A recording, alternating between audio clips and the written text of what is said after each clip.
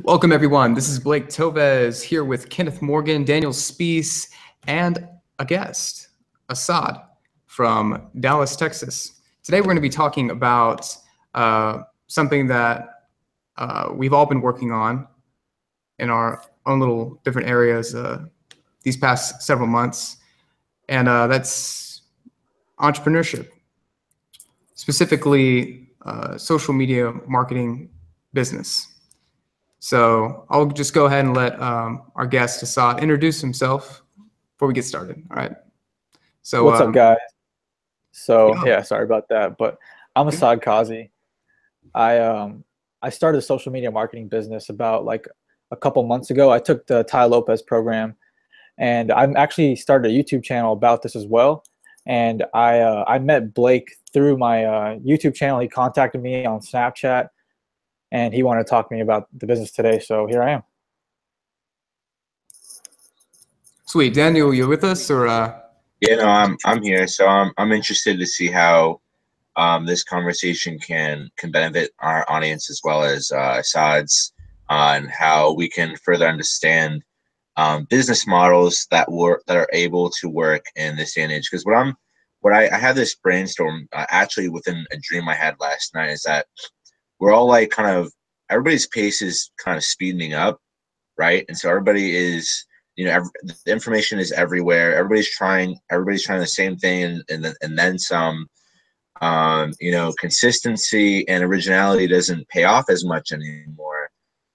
Market where everybody's doing social media marketing, even though everybody can be niche specific in their own environment, like in their own areas, like physically will work, but online it's a different story because it's way more competitive. So, I'm really interested to see how, somebody who's watching this right now, who's saying to themselves, and they're saying, I want to start this business, but there's like a million people doing it already.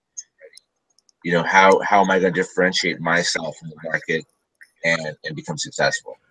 Yeah, definitely. I know there's a lot of great content on Assad's channel talking about this, how to really differentiate yourself. And I'm going to be talking about that more on my channel as I start posting more content. So definitely stay tuned for that. But as far as today's concerned, Assad, what do you have to say when it comes to competitors in your area? I know you're in a pretty big city, so there's probably tons of like other people doing this, established media agencies that have lots of resources at their disposal. What's your response to that?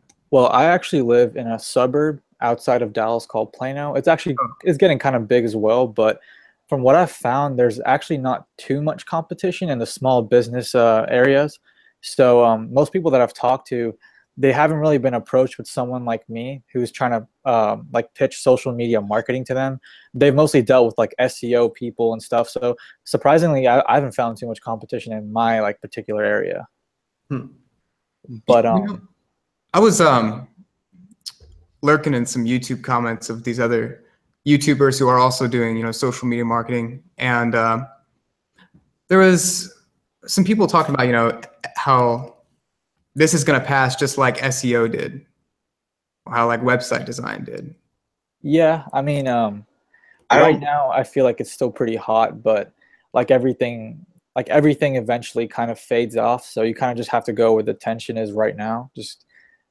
And these skills can be carried over, like these marketing skills that you learn, they can be carried over to other businesses as well. So whatever you learn from this, you can take it somewhere else if need be. But this will be around for a pretty good time. I think so. That makes sense. I mean, because all the internet's kind of transforming and going into these new platforms that we have. Yeah. So the way we see all these different advertisements and all the different marketing techniques that we're going to use mostly pertain to a lot of the platforms that we have now, like Snapchat, Facebook, even LinkedIn and other things like that. So I feel like it would be a great asset to try and learn some of these things. For sure. And that's all bound to change, in the future. So you kind of have to adapt with it. But yeah. Yep. Yeah. Don't get romantic about the platforms. Yeah. See them strictly as tools, beat it up. And the next thing that comes, beat that up. Yeah. I mean, because even look at it this way, Vine just died. It just keeled over in a grave. So like all the people that like that, rip. You can't put all your Like eggs in the only people I know that watch Vine are like 9-year-olds that sit and watch compilations. one. Hey, Yeah. not to chime in here, but another recent study that I have done, because I do a lot of investing, the Google search for Facebook is declining pretty rapidly, and Snapchat and Instagram are booming upwards. So they have an upward trend just in a Google search between YouTube and Google, right? And so not only that, but you have Snapchat being worth the same amount of money, if not more than Twitter right now. And Twitter's already been failing, so it's just a matter of time. But Twitter's biggest problem has been like trying to acquire things that they don't really need. Snapchat going public here pretty soon. That's going to be interesting. They went public. So They went public like Thursday or something, right? Yeah, did? I have stocks in Snapchat. okay, I missed that bit then. Sorry, I've been a bit off. Yeah. Yeah, no, I own shares in Snapchat right now. So That's I pretty mean, cool. to be honest, I don't really keep my head in the news. Wait, I wait. need to, but- You bought in the Snapchat IPO? Yeah. Nice. So I'd say if you were, because there's some businesses, like whenever you look at social media platforms from like a business standpoint, there's some businesses that, yeah, if you were to use Snapchat, it would make total sense, and it'd be like super awesome. You'd be driving all these new customers into your business. And then there are some where, you know, it doesn't really make as much sense. What's your opinion on that, Assad, about, you know, using Snapchat, and what business do you think should use it? I think a more personalized business should use Snapchat. Let's say it has to also be something that's interesting or fun enough. Personally, I don't implement Snapchat in any of my clients because it's too personal for me to do it. That's just how I think about it. Because like with Facebook, Instagram and stuff, you can kind of post whatever, but Snapchat is something where it's about them. It's about their personal life. So I don't mess around too much with Snapchat. I'm sure it's a great tool, but I just keep it to Facebook, Instagram, Twitter, and LinkedIn for some. For mostly business-to-business businesses, I use LinkedIn, but I just use those three or four. But Snapchat, it just seems like I wouldn't want to personally do it. But Yeah. I'm sure it can be effective. Daniel, any thoughts? yeah, like I think Snapchat specifically is really great for maybe freelancers. Yeah. Specifically, when a freelancer is building their brand and they're getting quite a following, you know, that opens them up to different avenues for, you know, generating income, maybe affiliate marketing or maybe advertising. But for companies that are like, I mean, more scaled, I guess. Like, I mean, Gary Vaynerchuk does a pretty good job, but then again, look what he's doing. He's doing it as a personal brand, Yeah. which is just tied to his, you know, business. It's not necessarily him. It's not the same entity. So, you know, you have to start off as a brand, and people have to get on the same bandwagon. They have to get on your bandwagon to get into your business. So, I mean, like, for example, like if I was to start like a restaurant, people, you know, I would want to build my own brand as like the CEO of that restaurant, and then have that tunneled in to the restaurant. Not, hey, look, this is like the everyday at the restaurant, right? Because like that guy who sprinkled the salt, and he has that restaurant in I think it was Turkey. Like, he's gotten pretty big, right? So yeah, like he turned into a meme and just blew up. yeah, and he drove all that traffic to his restaurant, which it was a steakhouse actually. So like everybody like who like knew about him kind of found out about his restaurant. I'm sure that his business picked up pretty well too. Like, Snapchat is great for that, but most people they're not. I guess it's just not right for them. plus we're missing one big variable here. You know, as we're talking about Snapchat, I know we shouldn't really be focusing on that much because it's not that productive at this point, because it's not conducive to social media marketing. But sooner or later, Snapchat is going to be coming out with something really big, whether it's the glasses or it's a platform. So whatever they did with that 1 whatever billion that they just raised in the stock market, that has to go towards something. That can't be ignored, right? Yeah, they didn't raise all that money for shits and giggles. That is either going towards a platform or a huge product launch or something. You know, I know they rebranded to be a glasses company or like a something. I don't know what. Photography. They had some sort of like company. Yeah, something like that. Yeah. maybe they're re-innovating what it is to have a social platform. Who knows? But Snapchat's not out as far as the platform concerns, because I think it's just starting with news for them. It's just starting with advertising. I think they're just trying to raise all this money to make something bigger. Yeah, I feel like Snapchat has its stuff together. Like, that's the one platform I love to use for like my personal like brand. I don't know why. It's just the best in my opinion for me, because you can kind of have your own little TV show on your Snapchat, but with your other social medias, you have to be more like strategic and kind of think more about what you're going to post, versus Snapchat. You can just do whatever you want throughout the day and it'll go away. Yeah, which I personally I like. Yeah, it's more simplified. It really takes away. Plus, like, the focus is just different in general. It's really about authenticity in a way. Yeah, for sure. One thing to look out for Snapchat is the use of ghost codes for advertisers. Say there is a say instead of a ghost code redirecting you to like a username, it's like the new QR code that redirects you to like a landing page or to an offer or to a coupon. And you can have these ghost codes spread across on different like platforms, TV, flyers, billboards. People just scan in a ghost code, and giving them like a a 50% off coupon or something like that. That's actually pretty cool. So yeah, that's something I'll be like interested to see. And my next question is, what do you think? Because a lot of people, they feel like they're competent enough to start a business like this, but they might not be very sure of where to go first when it comes to acquiring clientele. What are the top niches you think somebody should go after? I think people should only focus on the high ticket businesses, because it's easier to bring them value, as opposed to businesses that charge maybe $5-10 for their product or service. It's a lot harder to give them that volume back in terms of customers. For example, if you go after like a real estate agent, which is something Hayden Peddle exposed me to in one of his videos recently, and what was it? I already said that. Plastic surgeons, dentists, lawyers, stuff like that, where they get a lot of value from each customer as well. So if you get them like a handful of customers every month from your services, they're already making profit. So it's easier for them to scale, their investment in you, and you can make more money, and you have to put in a little bit less time as well. I just want to chime in here. He brings up a super big point, because when I started, because I do social media marketing too, when I get the chance to, I stopped doing it for a while, and I'm looking to get back into it. But you bring up a good point, because when businesses have the capital ready to reinvest, that's a great thing, because they know that the return is going to be there. But when you're talking about like a restaurant down the road, or some kind of store within your local area that might be suffering, they don't have that. It's more of a risk for them. So it's going to be more of a hard sell.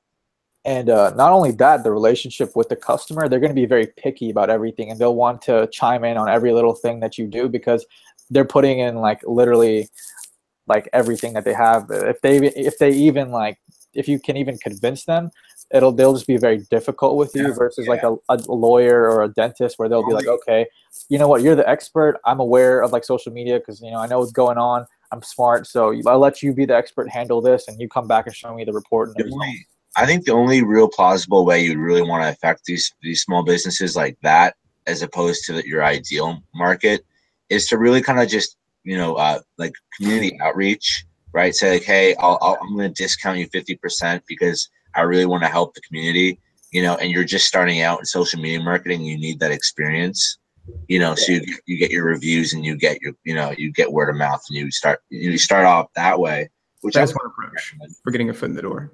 Yeah, it's a good foot in the door. Reaching out to businesses who are like they're gonna fail. Like you can just like look in your local area, go online and Google search your area and see who's really failing, and the people who it's almost obvious, right? Asad, have you noticed where it's clear as day who's literally like not with it and who is? Yeah, and the upside to that too is, if you want to help someone out and they're failing, it's not that difficult to bring them back up, because they're already doing so poorly, versus like a business that's already doing so well. To make them even do a little bit better is, it's hard, because as you the more you grow, the harder it gets to grow, versus when you're kind of at the bottom, growing is a little bit easier, in my opinion. Because I think, it's really important to note that, like, with businesses that are failing in social media marketing, everything about their business is probably amazing, given that they're still passionate about their business. But, if their weakest link is social media marketing, then that's all it really takes, right? And is it that, in your experience, if it's just like the rebranding that really affects their business, or? Well, most of the businesses we're talking about businesses that are failing, right?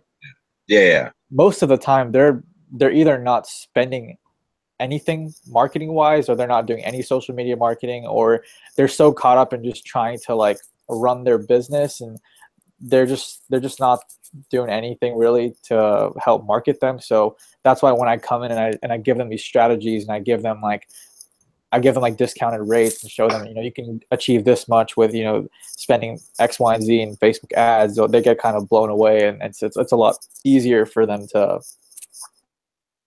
market, because this is a pretty cheap alternative to marketing, honestly, versus, all the other like traditional marketing methods where you spend like hundreds, maybe even thousands of dollars on like useless stuff that no one really cares about anymore. And I have a follow-up question, because this kind of tiptoes on the line of consulting. So where do you see yourself in your social media marketing business? Where, for me personally, I love consulting work with businesses, especially small businesses. So where do you tiptoe on the fine line of like social media marketing, and where it becomes so general, where you're helping them with their business, where it becomes consulting work? Well, actually, I've been thinking a lot about that today, because I feel like there's so much less work involved in consulting, and it's just so much it's so much easier as a business structure.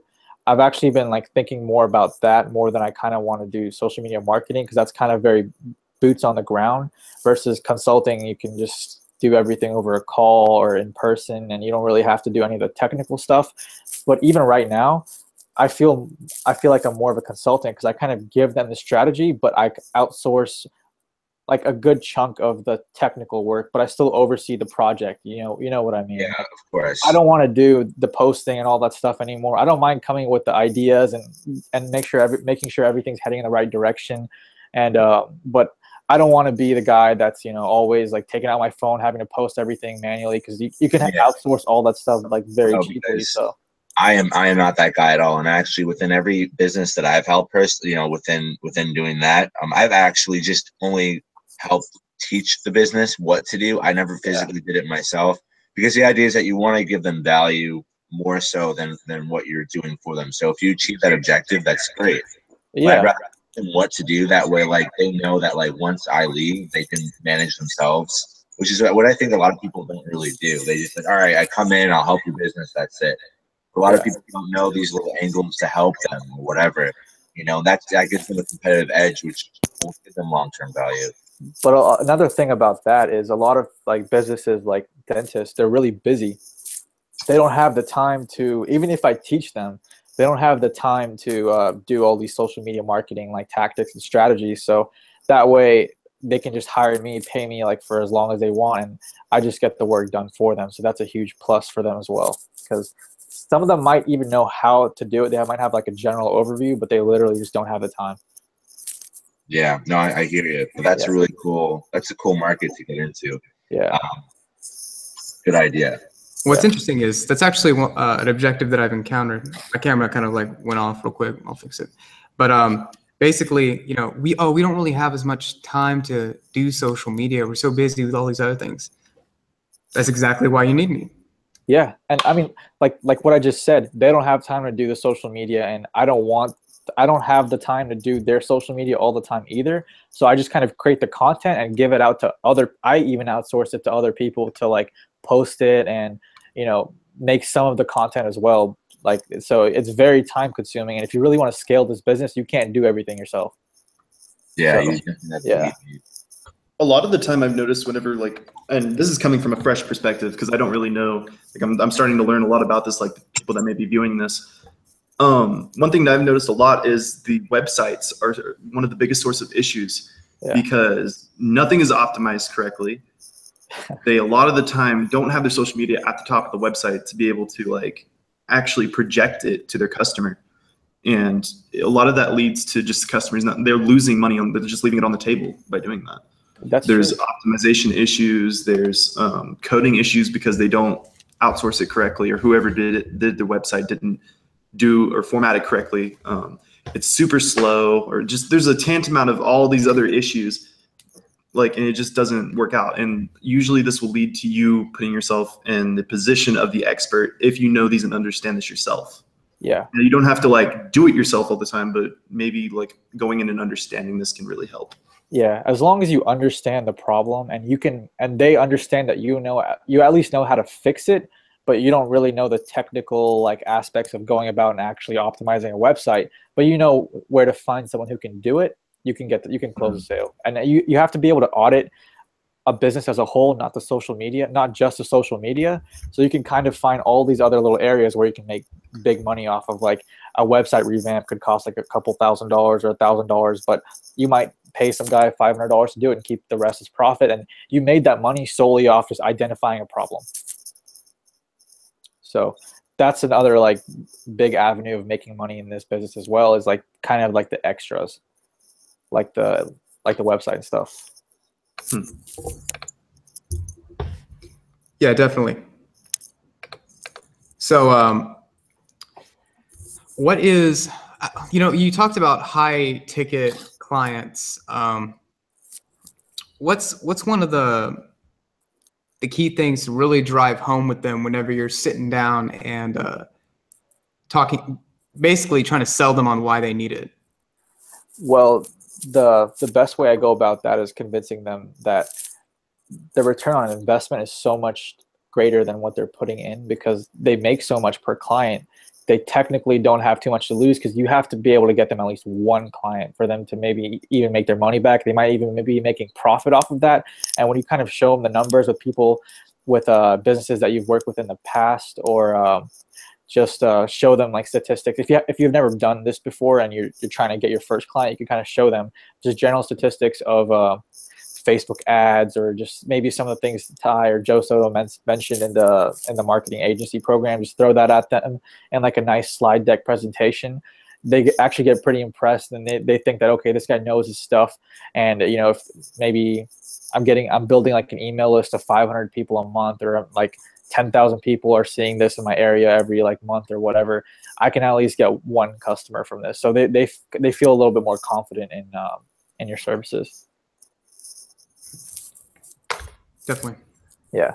And another thing about that is you need to show them that, your business, most of these high ticket businesses like lawyers, dentists and stuff like that, they're very personalized. So you want to kind of convey that emotional aspect to it in the advertising. I think Joe Soto mentioned this as well. When you create it might be Hayden Peddle, but you create the Our Business story video for them, and just kind of show who they are and how they're going to help you. So people kind of trust them more. They feel more confident because they can see their face, and they can kind of it's like a little advertisement for small businesses on a much smaller scale that's just being shown on Facebook ads. So that's another thing that they really like that. Sweet. Yeah. What is your who are some people that you're targeting right now that you're waiting to send an audit to or meet in person? Right now, I'm actually trying to go more after dentists. I have a few in this area, but I'm mainly just focusing on that right now, just because there's so many where I live, and I'm just trying to get a hold of most of them. But right now, I've actually not been actively pursuing clients, because I'm just kind of wrapping up the work for people that I'm working with right now, and I'm focusing more on expanding my YouTube channel and growing out into other businesses. I'm working on an e-commerce store right now. I actually just got it up a couple days ago, and I'm going to make another e-commerce store later, and I want to get into the Amazon fulfillment thing too. So I'm working on those things as well. Oh, yeah. I got several courses, several programs that just on a whim, because I found them on the internet, about Amazon, drop shipping and FBA. I think that's what it's called. Yeah, FBA. Yeah, FBA. And I is that something that everybody should get into? Well, I haven't looked too hard into it, but I'm actually talking with Tanner Fox right now. And he does it, and Okay. he makes a pretty good amount of money every month, and he's like 21. So I actually just did a video with him. I still have to edit and post it, but he kind of convinced me to try it out. He said the upfront cost is like $1,000 to $1,500 for the products, to private label your products just to start out with. And you know what? He says he works like an hour a month, and he makes like 50K like every single month from selling his products. So it's you don't have to put too much into it, like too much work, maybe a little bit into just kind of set up the business. But once it starts like running, it markets itself. All you really have to do is just order new inventory. So it's just setting up the logistics of the operation. Yeah, once that gets going, you're set. You don't really have to do anything. Like, you don't have to go out and find clients. You don't have to market your e-commerce business. People are already on Amazon. You just have to find the right product. That's really it. More and more people are getting on Amazon too. Yeah, a lot of people are. And that's why I've been kind of like chilling out on the social media marketing business, because this is starting to look really good to me, the Amazon thing. So I'm actually shifting my focus towards that passive income type stuff. But multiple streams. Yeah, multiple streams. Yeah. Dude, that's tight. Yeah. So everybody should strive for. Doesn't matter if you want to be a doctor, lawyer. Yeah, like if this 21-year-old kid can run that store making 50K a month, putting in like 1 hour of like work every month or something like that, you know, you could be doing whatever you want the rest of the time, working a full-time job or whatever you really want to do. All about that laptop lifestyle, man. Freedom to choose. The laptop lifestyle. Because I don't know about you guys, but I don't want my entire life to just be focused on business, I guess. I kind of want to venture out in more creative stuff as well with my YouTube channel and filmmaking, stuff like that later down the line. So right now I'm just doing this stuff to open up more opportunities, meet some like cool people, and just I mean, someone told me something really cool where they're like, you'd rather be like a successful businessman that has a hobby of filmmaking and like creative stuff than rather be like a guy who's creative but his hobby is business, you know? Because I don't know, that just made sense to me. Yeah, because you need to take care of yourself before you can really. Yeah, for sure. There's so many artists out there that I know that are like, they make business their secondary, and because of that, they never move forward. Yeah, and I feel like most artists that are successful, they kind of know some like key business principles, like marketing themselves. If you look at, you know, the top artists today, they really know how to like come up with their brand image and really like nail their personal brand. That's why they are where they are today. Yeah, it's true. Yeah. And one of those key principles is outsourcing what you don't know how to do. Yeah. Like all these people, they have a team. When like Drake gets in the studio, he doesn't do everything himself, you know? He has people that know all the technical stuff that get it done for him. Like a good entrepreneur knows what he knows what he doesn't know, and he knows where to find people that know what he does not know. So that's also really important, just to know where to find these resources. And it's like 2017, it's so easy to find all these things. Like there's so many people who do so many different stuff. Like if you can't find like a designer, you can't find a guy who makes a website, you shouldn't be making a business. Like these people come to you. It's so easy, and it's so cheap too. Probably have to have a separate discussion talking about how to find qualified individuals to help you out with your business. Well, one thing I can say about that is I made an app last year, and the best people I found to work with, I found through like directly contacting them through Instagram. And that's what I always do now, is I just reach out to people through social media.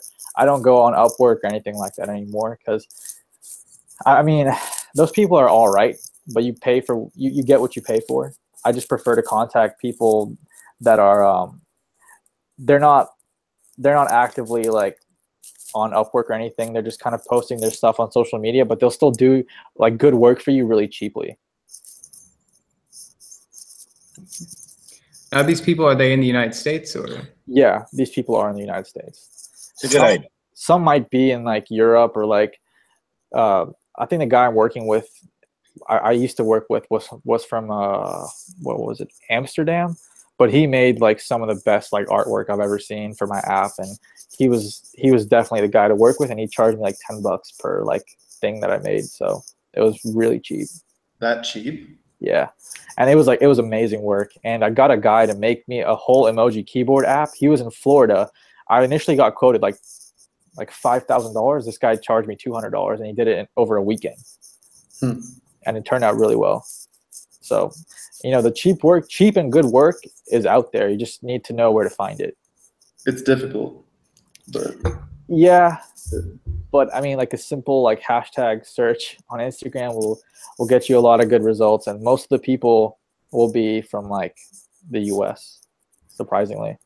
That's cool that you say that, because you can almost start onboarding like your own team in that sense, finding freelancers, and then just you want to work with me part-time, and then just like, you know, make them available to just pick up any contract work that you have for them. Yep. Like with me, every time I need someone, I can find someone within like 4 hours. Like I know where to find people. If I need like even one task or a whole project done, there's no excuse why I can't find anybody within 4 hours. And within 24 hours, there's a contract that's been signed. And they've sent me samples of their work too, and it's all good to go. And I've never had any issues with people. Even if I've not liked their stuff, they've given me the money back. These are like really cool people, and I've given them like work for different stuff later. So I always find like a need for someone like later down the line, or maybe if I don't like what they do for this project, they might be perfect for another project. So it's good to have those connections as well.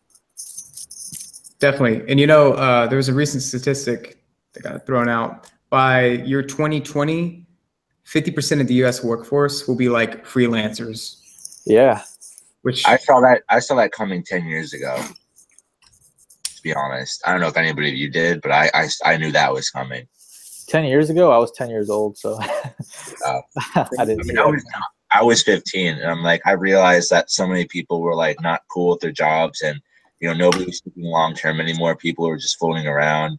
And I'm like, I thought to myself, I'm like, it's only a matter of time before people just start realizing they can do their own thing, even though they don't think they can, and then they will, and then that will be the shift. And then big corporations will have to, and then it's actually kind of funny because when you think about it, what happens in the stock market is you have like one company, right, that starts off, which is like the flagship in that niche, but then you have a whole bunch of little guys come after, like Uber, right? So now Uber doesn't have as much market share as they used to. Similarly, when you look at corporations, these big corporations like McDonald's and whatever, all these big corporations in whatever market that they're in will eventually tumble, because once people realize that they can freelance, they're going to take that market share out of that niche, and then these corporations will actually start battling it out with freelancers. Why someone going to pay $20,000 to do work for a social media marketing company like VaynerMedia, when you'll have 20,000 other different freelancers who'll charge half that to get better work done because they have access to creative artists or whatever. That's very true. Thank you so much for bringing that up, Daniel. I'm going to a conference tomorrow. There's going to be like 1,500 students who are currently going to school to get into the business world. And something that I'm just going to emphasize over and over again is the skill up, become invaluable, not just to a company, but to like become invaluable to the point where like you can't be replaced.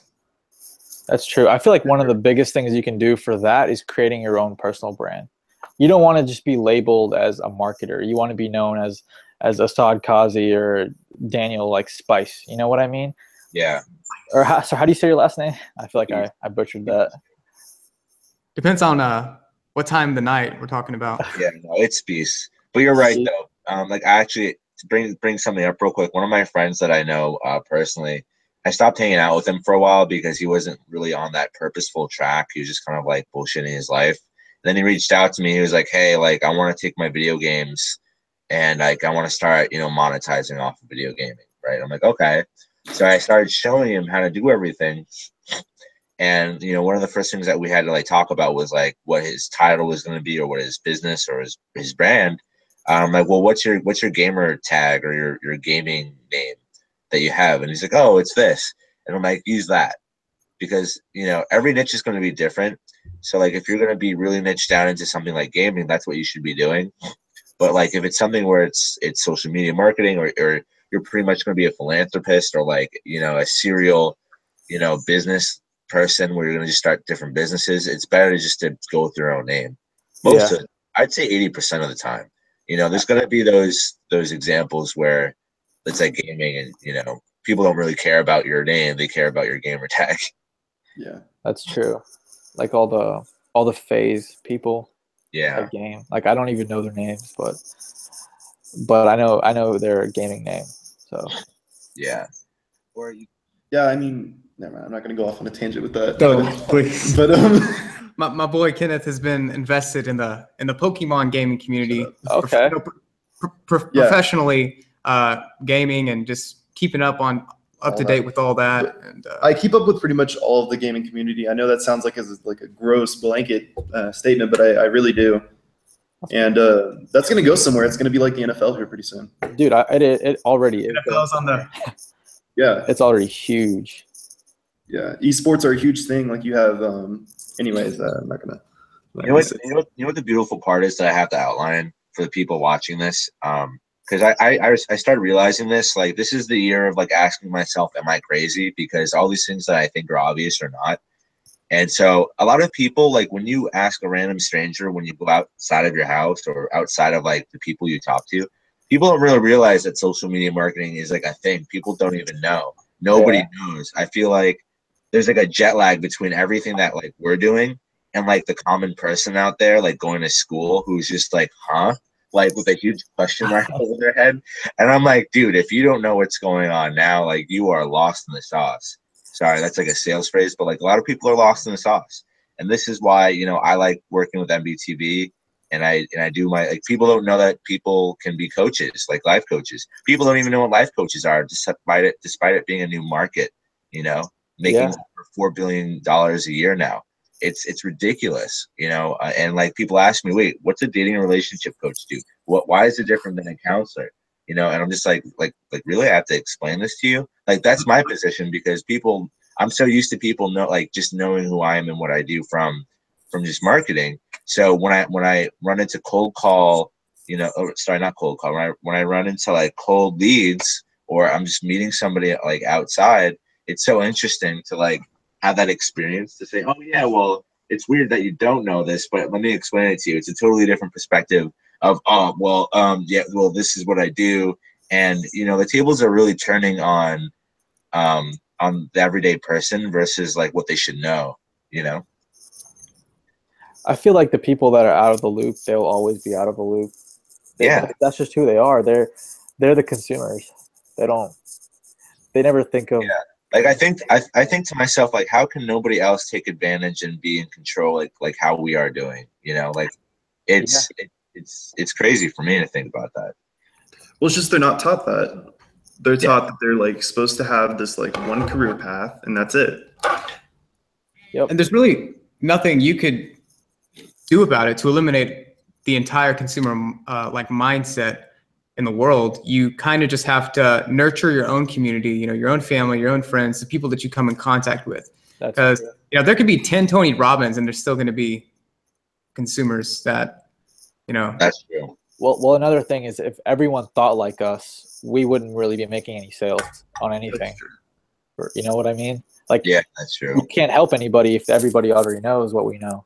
Even though what we know, they might already know, but they might not be able to like monetize it the way we can, or they might not know how to make a business out of it the way we can. Half these people already use social media, you know. Some people already know like how to grow their social media, but they don't think they can make it a business. Yeah. And that's exactly. Sure. Wonderful. Yep. Well, I want to keep this, you know, under an hour, so probably going to end it soon. Okay. What was that app that you made called? It was like an emoji keyboard app. It did all right for a little bit, but I just decided I wanted to do something else. But right now, like, nothing is like solidified. But I'm working with my dad, because he has some contacts back in India, in like Bollywood, and I'm trying to like pitch an idea for like an emoji app for a really big actor over there. So I just hope that goes through as well, because he has like 20 million followers on Twitter. So if he can like, if he's on board with like me and my dad to like knock this out, then that'd be pretty cool too. We'd probably get like a small cut of like the profit, but that's just like some of the things that I'm just working on right now, but just on the side, because there's no guarantee any of this will work out. But hey, be an influencer marketer. Yeah. Well, he'd be turning into a new Gary Vee, but like a different Gary Vee. So. Yeah. The Indian Gary Vee. Yeah. The Bollywood Gary Vee. How funny would that be? I'll take that. That's cool. Yeah. No, but the idea though that Assad, like I like Assad's vibe, because it's really like I have all these projects, and even if some of them, even if one works out, it's still a jackpot, right? A lot of people forget that when they and I just did a live stream on this where I talk about millennials and taking risks. Where like when you don't take any risks, you make no return. So when that happens, and when you're just working at your day job, that's your jackpot.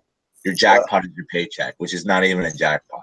So like even if you take 100 risks and like one pays off, that's new leverage that you have now. It's just the new scale that you have. For sure. Like I used to be the type of guy where I only wanted to do one thing at once, and I wanted to make sure whatever I'm working on is so perfect. So before I started, I spent like months researching, making sure my whole like business plan, everything is like on point. But then when it comes time to execute, for some reason, paralysis. Yeah, exactly. And now I've gotten to the point where I'm like, okay, I might not know exactly what to do, but I'm going to go out and pitch it. I'm going to try it anyways, because I know for sure that I can figure out how to do it later. I know for sure that I can get it done, and I can get it done well. But if I spend all this time making sure everything is perfect, I'll never go out and try it. That's not how everybody might be, but that's how I am. So right now I'm just reaching for every opportunity that I feel like is a good opportunity, and I'm trying to just get experience, man. Experience to me trumps all research. Yeah. Your personal experience is like the best thing you should know. Yeah. There's like one final thought that I want to touch up on, and you'll probably agree with this more. I just watched a TED Talk recently about how businesses succeed and fail. And so there's this guy who's talking about all these different areas of a business. There's like timing, getting the funding, your team, all this stuff, right? I think with social media marketing, this is all about timing. This is a wave that's happening now. Whereas a lot of businesses, they really like don't realize like why they fail. And it really comes down to like 5 different things. So I honestly think the timing's right. As long as you can put together a really good, stable team to get these projects done, there's like little to no funding that's needed, because it's all within the overall. It really depends on like your valuation of like, how much it's going to cost, for that business. But, if you just include that, you already have the funding available. And it's pretty crazy when you think about it, and the idea is just kind of mainstream, although you're going to throw in your own little edge to it. Yeah. I'm all about starting businesses with like little to no like capital, because like 2 years ago, I didn't have any money, and I was just like at college, or I was in college, or I was in high school when I started, and I didn't have any money to like invest in anything. So I've started so many businesses with like for under like $50 that have made me like a couple $1,000s in like the first couple weeks. So there's no excuse why you can't at least start some of these businesses just to make some more money, so you can kind of turn that money into more money. You don't need to be saving up for all this time trying to start like these crazy businesses that you've never done before. You should be climbing a ladder, and that each step is just gives you like stability. So if you fall back, you're just going to go back down to that last step. You won't fall all the way down. Yeah, I totally get that. Yeah, that's great, man. Yeah. Hey, well, it was good talking to you. If you guys haven't already, go ahead and check out his channel. He's got a lot of good content, especially if you're going to get involved in this social media marketing agency business. For sure. It's a perfect time to start now. And yeah, the best time to start was yesterday. Yeah. Yeah. Actually, no, it was the day before yesterday. The day before yesterday. Yep. But thanks for having me, guys. It was a pleasure. Yeah, of course. Yeah. Definitely. Daniel, is there anything you want to leave us on? No, No, it's just, it's just, I want to put that pressure on the viewers. We're, MBTV, Blake, Kenneth, Saad, we're all one step closer to doing what we want to do. We have one more contact between us and one less contact for you guys, the viewer. So what are you going to do about it? Just put that hustle in. We know Assad knows us. You got to really create those connections and find those right people to do what you want to do, whatever it may be. And yeah, just do it. Take the risk. For sure. Sweet. Well, again, I appreciate you guys showing up, Yeah, and we'll definitely do this again sometime. Okay. Yeah, I'll be down. All right. Cool. All right. That's a wrap. Talk to you later. Yeah, bye.